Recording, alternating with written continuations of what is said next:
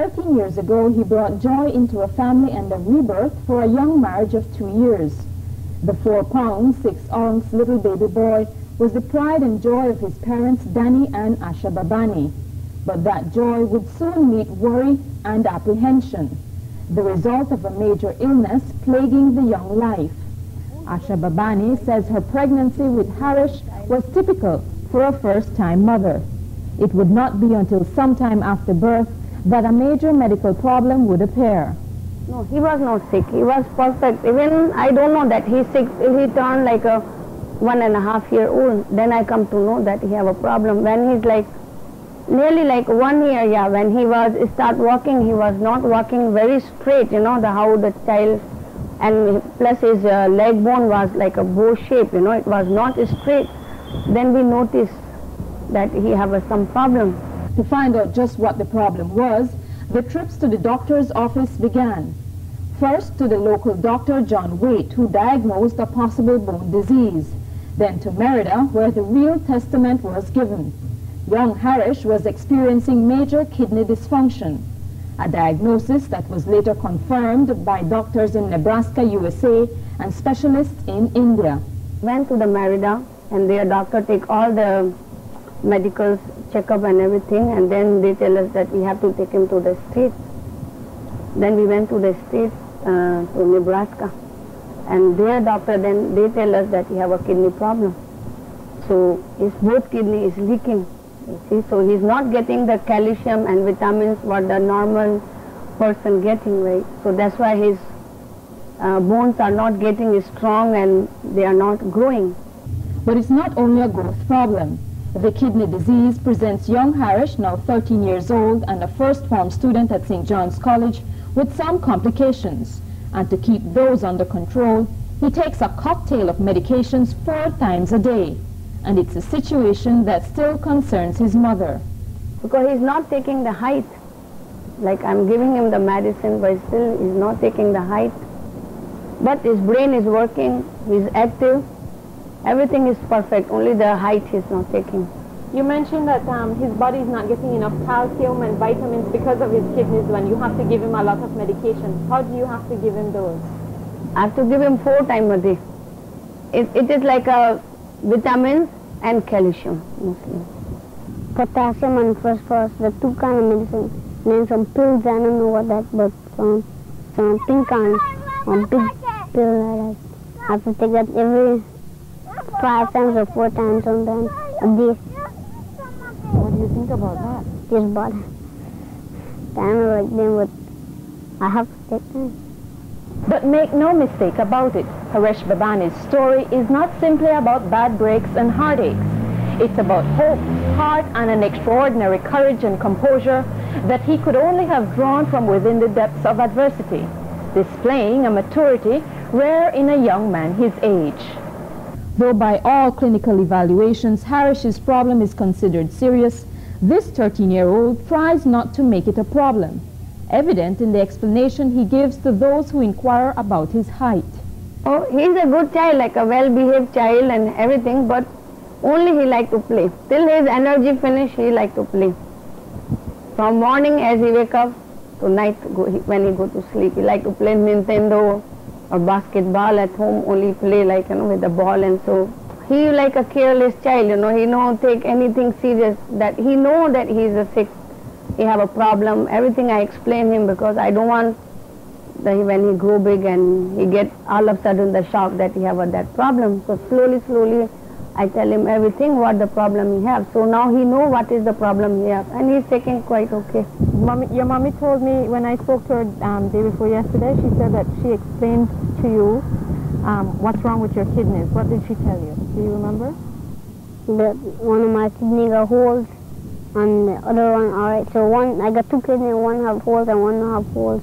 And then so when the next one gets spoiled, then I have to go to Nebraska to get the checkup. You have to check it up if both of them is spoiled. Because one of them working, one is spoiled, and they can't put different kidneys, like one's good and one, no big one kidney. They have to get 2 correct size kidneys for me. No matter, I don't feel like nothing happened to me. There's no mistaking it when you speak with him. Nothing seems to be a problem. It's an attitude he takes to school, where he's neither threatened by the size of his schoolmates, nor does he shy away from participation. With a winning smile on his face, Harish says he always knew he would be the smallest at school. And just how does that make him feel? Because then they treat me good over there, and they like take care of me since I'm small. But you get tired of them interfering with you? That isn't though. But I used to it. Because they carry me the Sundays with the bike and we eat over there, and sometimes they treat me, sometimes I treat them. Has anybody ever been mean to you because you're small? You've never come across somebody to be mean to you because you're small? Nobody. I don't feel nothing because they didn't treat me ordinary life. Like I did like one of the guys. Do you think that because you're smaller than everybody else, you try to make up for it in terms of mischief? Disadvantage, yeah. What do you do? Like, since I'm small, like I do the most mischief, because then if they do it, they don't get in trouble, I don't get in. Then I get it. That's an issue that very much concerns his mother. And like his school, he's small, right? So everybody taking him like a child. Like nobody's taking him like a big boy, you see. And everybody's pampering him and loving him, so everything is gone on his head. Like he's become a spoiled child there too. And the teacher loved him too much also. I went personally to each teacher and I told them, don't take him as a child, you know. Like he's a big boy, like his brain is working, so he's a big boy, only his body is small. So don't treat him as a child. But like, I don't know, everybody love him too much, so I don't know what to say. And what do his teachers have to say about that? Guilty as charged. Both his English teacher, Angelita Carl, and homeroom, Adilma Romero, says he adds life to the school day. He assumed that because he's so small that he'll try and make up for that with his chats or with other things. Does he? I would want to say that he does, but as teachers, you know, we try to be very objective. It's hard to see Harish as a normal kid in school because just the way he sits there, you know. Harish is treated like any other student in the classroom. If Harish deserves punishment, he will get punishment. If he deserves a demerit, he will get a demerit. And you can ask him and he will tell you this is so, this is true. Romero says she was both amused and impressed when she first saw young Harish. Every little chore and every little activity compared to the rest of the boys is a big challenge for him. But as I said before, he performs like any other boy in class. He doesn't let this stop him. I mean, his size. He tries to take part in absolutely every activity that he can, including after-school sports, if that's possible, activities, presentation that goes on in the classroom. He doesn't let anything stop him getting on with his classmates. Gets on pretty good. He communicates with them fairly well, not only with his classmates, but with the other higher forms, third and fourth formers. He gets along pretty good with them. For example, he's a child, nothing stops him. So he wants to erase a board, he wants to go and take the books to the office. He can't play football, but he wants to be the water boy. So you'd see him around the field carrying his big bag of water. So in that way, it's a challenge, you know. When he erases the board, he has to take some big leaps and bounds to erase the board. But he participates, and that's the important thing. But even with all his efforts to fit in as just one of the boys, there are critical differences that Harish has to contend with. He needs to have a lot of water. So he needs to constantly be out of the classroom to get water or to use the bathroom. So he loses a lot of quality time when he's out there. 3, 4 times? water. For water. And the bathroom? Does that reflect on his grades? Somewhat. But we try to overcome the water problem. We can't overcome the restroom problem. With the water problem, we allow him to bring in a water bottle inside the classroom. So whenever he is thirsty, he can take a break and take a sip out of his water. So that helps. That helps in keeping him in the classroom and not having to come outside. Having to go to the restroom he knows that coming out of the classroom every minute, he will be losing out on whatever is being lectured on that day. So he makes a point to try to move as quickly as possible to come back in the classroom. But not every difference stems from the classroom. Since he is a sometimes roguish teenager and the system tries to be fair, there are times when Harish has to pay the price. At St. John's, that price is called jug. What stories does the jug master tell when he's on jug? What does he do?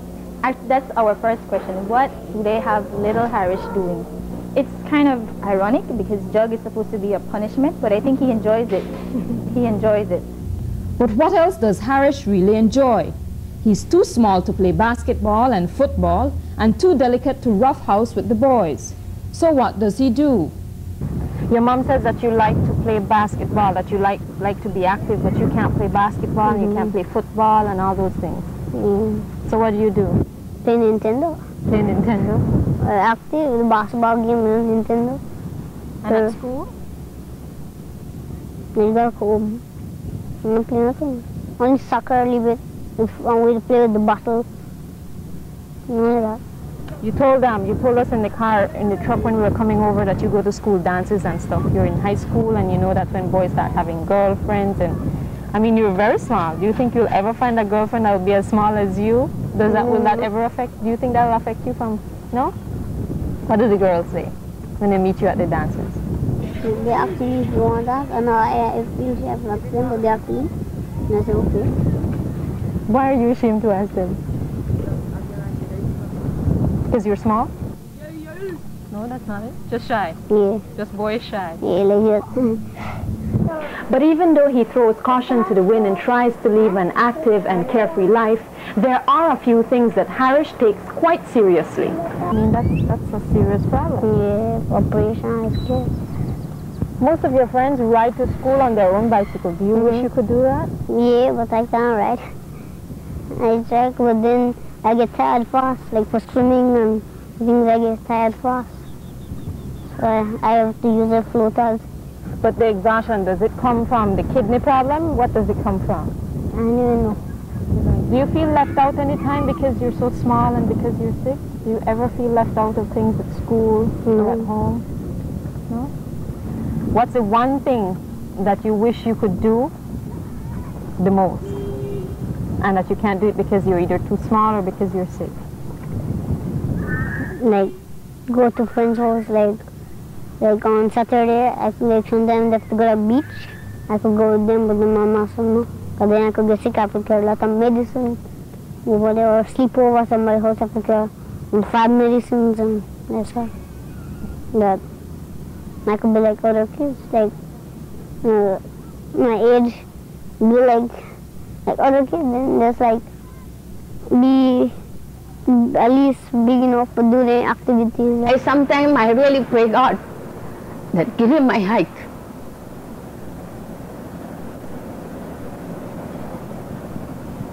How is the relationship between all of them?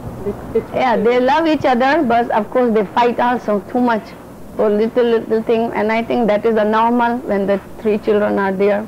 His sister is 10. Does she know Harish is sick, and what does she think? Because when I'm away, like when I'm traveling or when I'm in the shop, I tell her to give her medicine, and she know how to make medicine, and she give the medicine. Is she worried about it? Does it make her sad? Yeah, sometimes she tell me also, like, I wish we can do something for Harish. But I explain her that is not in our hand. Like what we can do, we are doing. We are trying our level best to do good for him, like give the medicine on the time, show the good doctors and so. But now it's up to God. And even if God never grants that one mother's wish, one thing is for sure. A bounty of self-confidence and the lion-hearted courage of this young man sets the stage for a life that will be lived to the fullest, no matter the challenges or the limitations. It's a monumental lesson and a beaming example wrapped in a very small package. Reporting for 7 News, Deidre Isaacs.